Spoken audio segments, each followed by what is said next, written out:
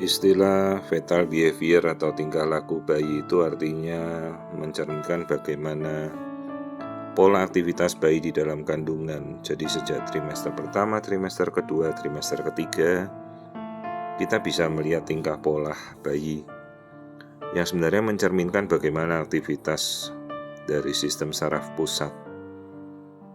Jadi apabila kita kadang melihat bayi bergerak aktif, kemudian apabila kita pancing dengan suara, tentunya suara yang secara logika memang untuk kita mendengarkan seperti musik ya, suara ibunya sendiri, suara lagu, itu mencerminkan bagaimana aktivitas di sistem saraf pusatnya di otak. Jadi seperti bayi ini kadang dia membuka mata atau dia kadang tersenyum, itu mencerminkan bagaimana sistem saraf pusatnya bereaksi. Jadi bukan kemudian secara logika kalau bayi tersenyum artinya dia bahagia, ya tidak.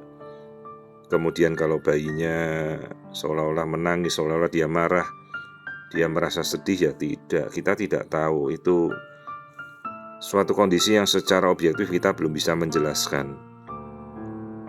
Jadi kemudian apabila ada alat yang kemudian kita pakai untuk menstimulasi, jadi kita pun memakai logika juga secara kita berpikir.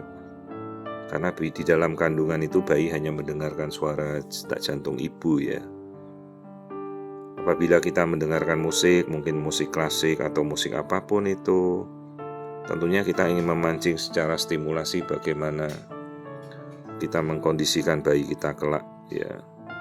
Jadi tidak ada pun satupun alat yang kemudian bisa kita klaim atau kita patenkan sebagai suatu alat yang bisa menstimulasi janin. Tidak ada bukti yang menyatakan demikian.